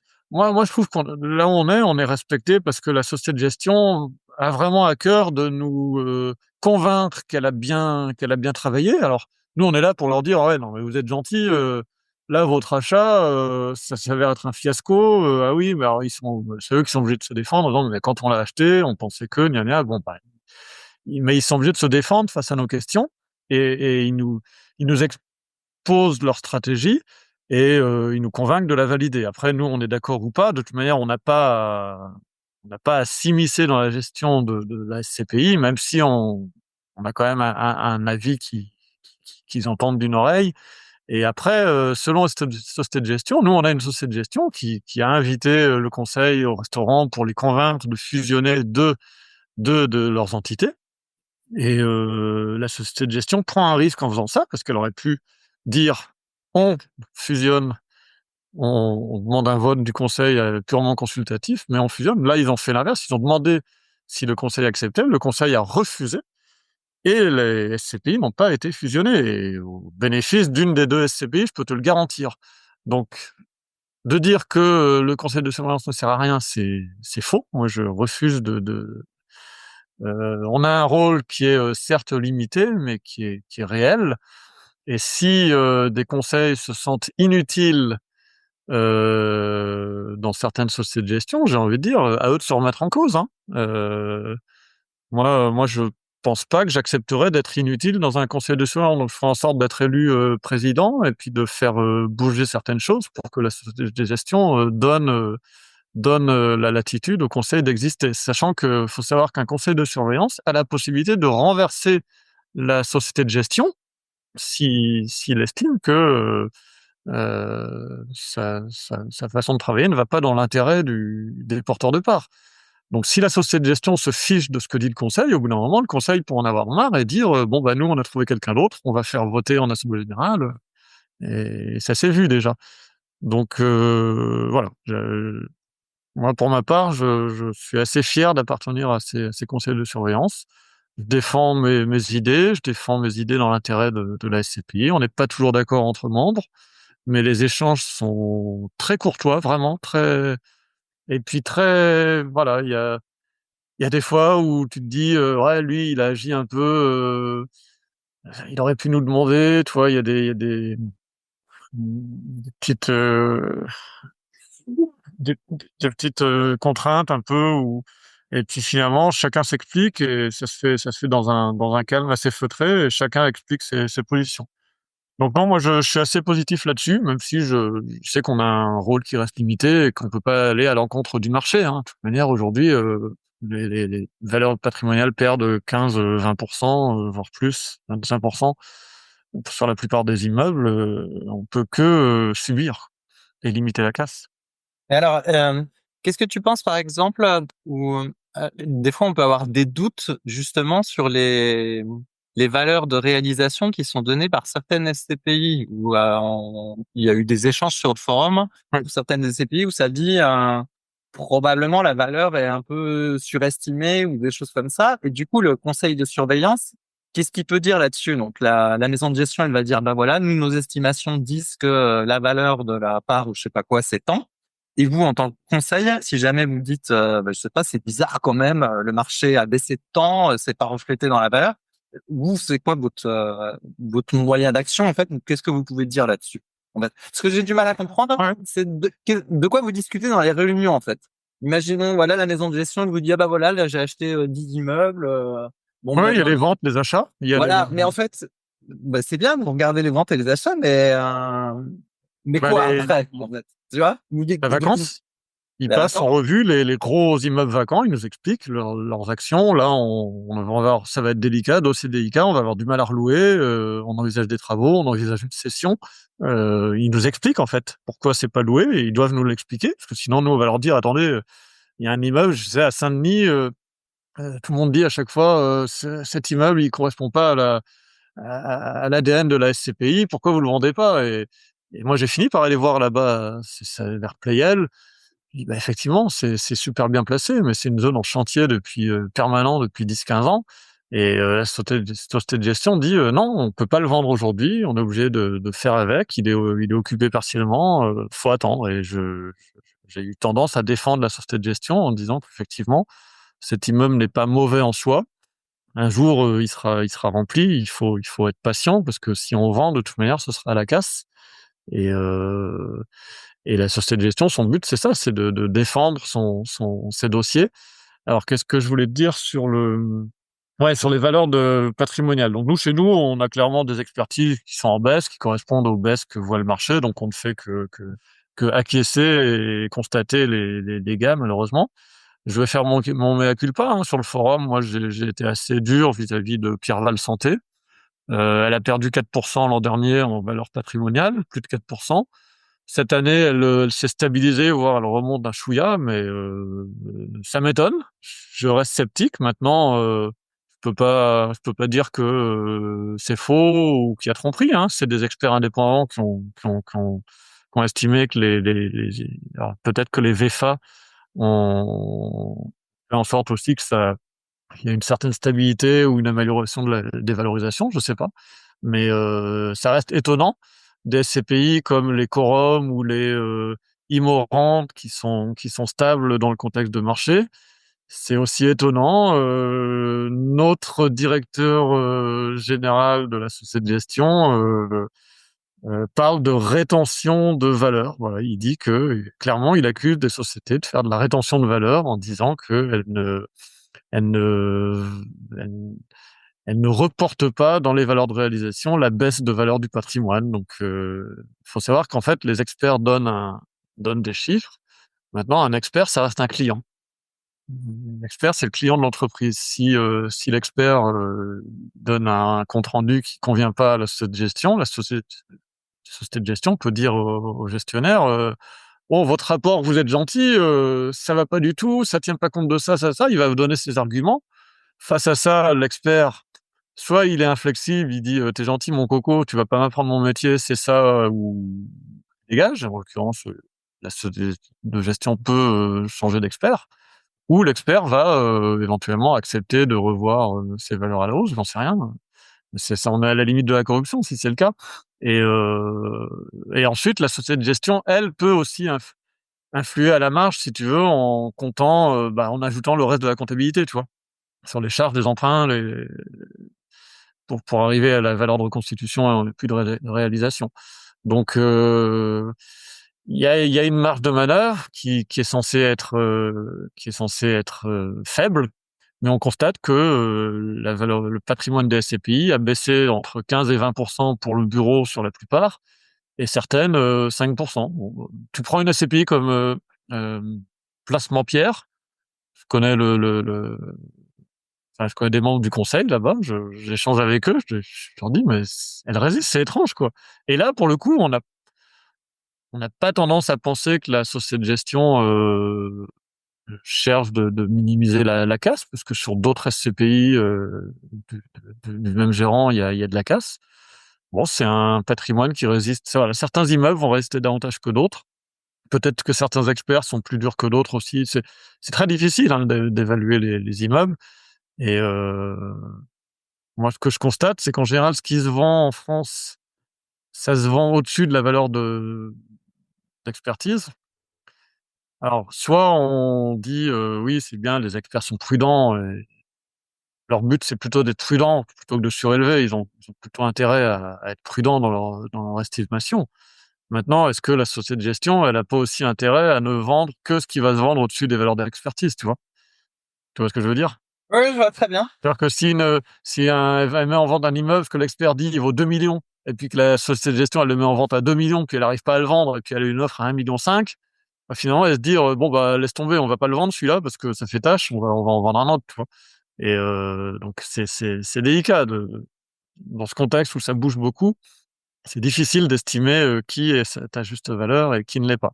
Après, tu as les cas extrêmes des SCPI qui ont énormément baissé. Je parle des Prémia, Aximo Pierre, il y a aussi la FIP Pierre. Là, on a un problème à la fois de patrimoine, pour Prémia, il y a un problème de dette. Quand la dette devient un boulet, tu peux perdre 90% de la valeur du patrimoine, hein. S'il faut vendre des immeubles à la casse, il faudra les vendre, et puis il faudra rembourser les créanciers, hein. Donc ça, après, c'est une autre problématique. Mhm. Après, tu parlais de la latitude au niveau des valeurs qui sont annoncées par la SCPI. Donc, si on prend l'exemple des SCPI Quorum, qui ont l'air de bien tenir alors qu'elles sont exposées au marché de bureau.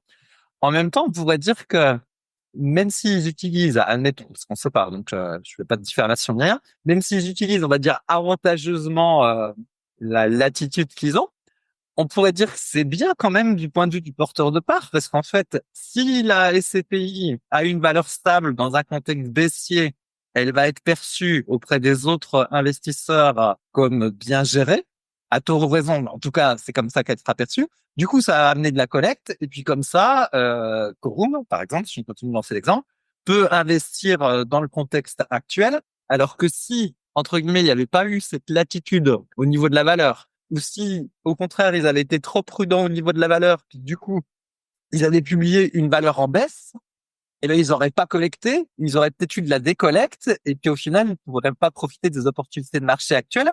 Donc, d'une certaine façon, on pourrait dire que le mensonge, s'il y a mensonge, encore une fois, je ne dis pas qu'il y en a, Ouais, tout à fait. est finalement un peu positif pour tout le monde, tu vois? Ouais. Que je...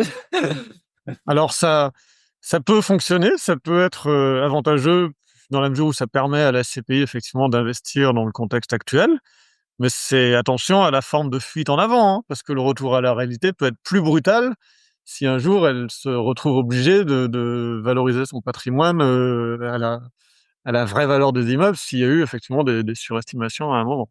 Ouais. Ouais, je pense que quand les SCPI sont endettés, enfin trop endettés, là, effectivement, là, c'est très problématique. Mais une SCPI qui est pas trop endettée, elle peut jouer un peu sur la latitude sans grand risque si elle gère bien sa collecte, quoi. Ouais. Mais, Et puis, faut reconnaître que Quorum, quand ils vendent leurs immeubles, alors peut-être que pareil, ils vendent ceux qui sont en plus-value, mais malgré tout, ils en vendent, j'estime, beaucoup, de manière représentative. C'est pas des petits immeubles.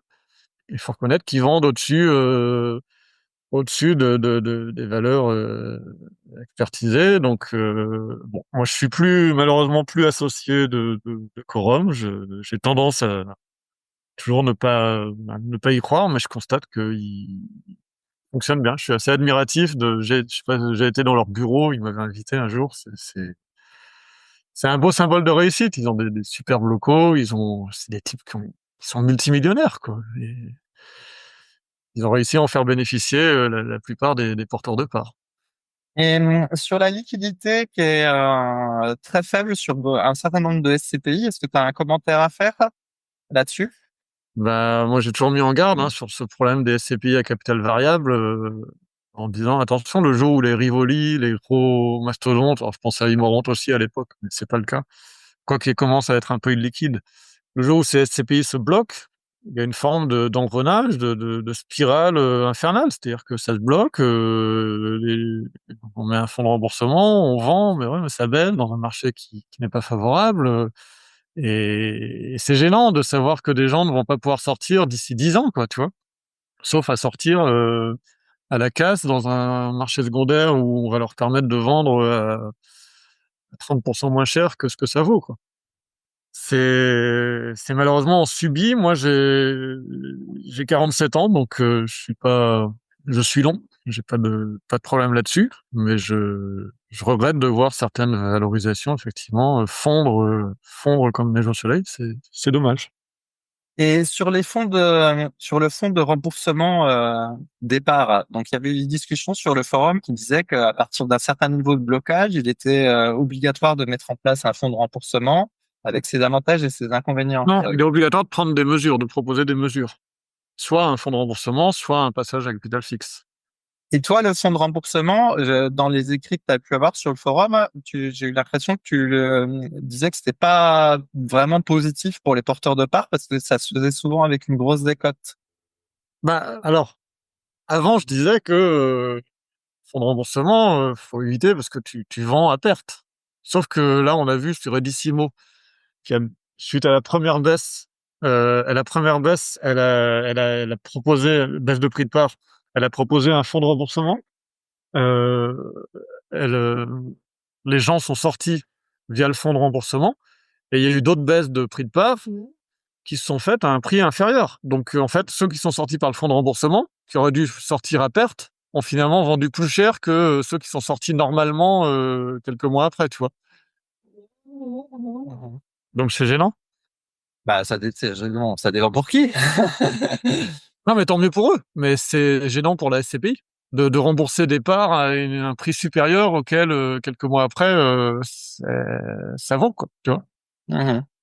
Ok, et au niveau des, t'as un avis sur les nouvelles SCPI qui collectent beaucoup? Donc là, il y a il y a des nouvelles SCPI qui ont choisi un autre modèle où il y a plus ces frais d'entrée qui, pour moi, étaient un peu historiquement hors marché en fait.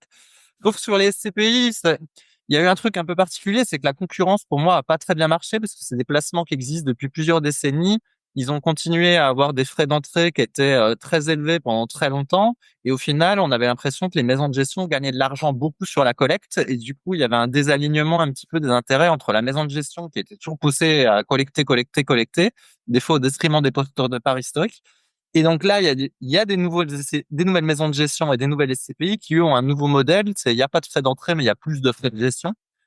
Et donc, je voulais te demander si tu avais un avis sur sur ce truc-là. Est-ce que tu penses que c'est l'avenir des SCPI, c'est frais d'entrée quasi nuls? Est-ce que tu penses que les intérêts entre la maison de gestion et les actionnaires sont mieux préservés? Comment tu vois la chose? Mmh, moi, je me suis pas intéressé à ces SCPI parce que bon, j'ai pas d'argent à investir de toute manière, donc je me suis pas plus intéressé à ça. Je constate que des CPI moyennement récentes comme Neo euh, ont tendance à se rapprocher du blocage. Donc je me demande comment ça va évoluer à court terme, tu vois. C'est très bien, on parle des trois nouvelles qui collectent ou les cinq, mais derrière il y en a qui sont sortis il y a 2, 3 ans, 4 ans et qui ont cessé de collecter. Donc pourquoi les Hiroko n'arrêteraient pas de collecter dans 2 ans? Je sais pas. Euh, je pense elles vont maintenir une collecte. C'est étrange d'ailleurs que il y ait encore une telle collecte en valeur absolue sur les SCPI, en global, quoi. Euh, voilà, tant mieux pour celles pour lesquelles ça marche. Ça veut dire que Pourquoi c'est étrange? Parce qu'on peut plus investir facilement dans les SCPI à crédit, c'est ça que tu veux dire? Ou tu trouves que le contexte de marché immobilier étant trop tendu, les particuliers ne devraient pas aller là-dedans? bah, je trouve que c'est paradoxal que malgré tous les signaux d'alerte et malgré toutes les SCPI qui se bloquent, il y ait toujours autant d'investisseurs qui cherchent effectivement à entrer. Euh, Mais tant mieux, enfin, tant mieux pour les CPI et même tant mieux pour celles qui se bloquent parce que quelque part, il y a une demande en investissement et comme ceux qui veulent sortir sont bloqués, effectivement, on se retrouve avec un chiffre qui reste positif de l'ordre de plusieurs centaines de millions d'euros de collecte par an. Je crois qu'on est entre 500 au-delà de 500 millions. Oui, parce que le problème, c'est que celles qui collectent, c'est pas les mêmes que celles qui sont bloquées. C'est bien pour ça qu'il y en a qui Oui, sont bloquées. oui, ouais, complètement. Et en termes de typologie d'actifs, donc là, les anciennes SCPI de bureau, du coup, elles ont plutôt tendance à être pénalisées, mais les nouvelles SCPI de bureau, eux, elles ont plutôt tendance à être avantagées parce que du coup, elles achètent des bureaux avec des taux de rendement assez élevés et du coup, elles peuvent proposer à leurs porteurs de parts des rendements assez élevés, donc ça fait des bons chiffres. Mais toi, moi, historiquement, j'étais plus sur les CPI, sur les murs de magasins. Oui. Je trouve que c'est le truc qui a vraiment fait ses preuves. En gros, c'est les murs. Et sur les bureaux, j'étais un petit peu plus réservé. Et donc, toi, tu as un avis sur cette typologie, genre le père de famille ou celui qui achète ses SCPI pour les avoir jusqu'à la retraite. Est-ce que tu penses qu'il doit avoir un portefeuille de SCPI panaché ou est-ce qu'il doit surpondérer, à ton avis, les murs de magasins parce que ça, on est vraiment sûr que ça va tenir longtemps malgré Non, non, la il faut pas nager. On l'a vu pendant le Covid, le commerce a eu très peur pour le commerce, même si finalement, avec le recul, la casse a été limitée. Moi, quand j'ai commencé en 2015, c'était de bon ton de dire le commerce, voilà, ça rapporte plus. Aujourd'hui, c'est le bureau effectivement qui a beaucoup de défiance, alors qu'on a longtemps dit que le bureau à Paris c'était du sûr. Euh, bon, faut panacher. Moi, j'avais tendance à dire, faut suivre la répartition de l'ensemble des SCPI. C'est-à-dire que si tu fais la moyenne de toutes les SCPI, il y avait quasiment 2 tiers de bureaux, puis 25% de commerce. Tu vois, j'avais tendance à suivre, à dire, investissez en suivant cette tendance. Maintenant, j'aurais tendance à dire, bon, tenons compte quand même de la nouvelle collecte peut-être pas investir 2 tiers en bureau, c'est peut-être beaucoup, mais peut-être plutôt 40% en bureau et 40% en commerce et puis 20% sur du diversifié santé et entrepôt, tu vois. Mais pour moi, il faut garder une diversification pas très éloignée de ce qui est proposé sur le marché en global, quoi. Ok, c'est un peu comme, c'est marrant, c'est un peu comme si c'était un ETF, entre guillemets. Tu gardes Oui, ta oui, part, oui. tu considères que la répartition du marché, est la bonne répartition à avoir, Ah, plutôt que ça. t'es là pendant 20 ans, donc tu vas subir une crise du bureau, tu vas subir une crise du commerce, tu vas subir une crise de la santé. Bon, après, si tu te mets tout sur du commerce, après tout, tu subiras davantage ta crise quand elle arrivera, et puis tu passeras les autres. Il y a pas de, au final, sur le long terme, chaque allocation va se rapprocher, mais pour moi, c'est important quand même de, ouais, de diversifier au maximum. Tu vois, là, je vois par exemple dans un contexte comme aujourd'hui, tu as des SCPI qui sont bloqués, d'autres non. Si tu es 100% investi en SCPI de bureau, bah tu es bloqué sur toutes tes SCPI. Si tu as mis du commerce et du bureau, tu peux vendre celle de commerce dans un contexte où tu as besoin d'argent. À l'inverse, si tu as tout en commerce, tu te retrouves pendant le Covid et tu as besoin d'argent, ben tu es coincé, tu vois. Donc c'est aussi, moi, la diversification, je la vois aussi sur la possibilité de revendre à tout moment euh, certaines des SCPI que tu as. Ok. Et donc du coup là, t'attires à part, il te reste donc des biens à Bangkok, mais t'attires un trait sur la location courte durée en France ou tu continues à penser que ça peut être intéressant? Moi, j'ai plus investi. Alors, moi, j'ai ma maison que dans une zone touristique que je peux louer l'été. Et puis là, je suis en train d'aménager un petit appartement en bas, donc pour pouvoir le louer, même quand on est dans la maison. Ça reste des revenus à la marge, mais voilà, si je peux récupérer 8 10 000 euros par an avec ça, c'est toujours un plus. C'est pas, ça représente pas aujourd'hui la majorité de mes revenus, mais j'ai toujours quand même quelques revenus liés à ça. D'accord. Bon, écoute, on a fait un peu le tour de la chronologie. Tu veux ajouter d'autres choses? Bah là, vu rapidement comme ça, non, on a fait un beau tour, effectivement. Après, pourrait toujours refaire un complément si un jour il nous vient des sujets. Il y a beaucoup de sujets, effectivement, qu'on n'a pas abordés. Comme tu disais, il y avait des histoires de procès en France, des enfants, mais on fera ça volontiers une prochaine fois, effectivement. Ok, très bien. Eh ben, écoute, je te remercie pour ton temps. Je note que du coup, bah, tu étais complètement précurseur sur la location courte durée, puis que c'est ça un peu qui a conduit à ton indépendance financière, mine de rien. Donc, à chaque fois, c'est intéressant de voir les gens qui ont été interviewés dans le podcast, quelles stratégies ont été mises en œuvre. Et donc, toi, bah, Oui, du coup, c'était la location courte durée. Et puis, il y avait quand même eu des travaux. Il y a souvent des travaux quand même, hein, dans ces histoires immobilières. Et donc, voilà. Donc, ouais. merci à toi et bah, à bientôt sur le forum. Écoute, je te remercie, Philippe, et puis à bientôt sur le forum. Bonne participation à tous. Allez, salut! Salut!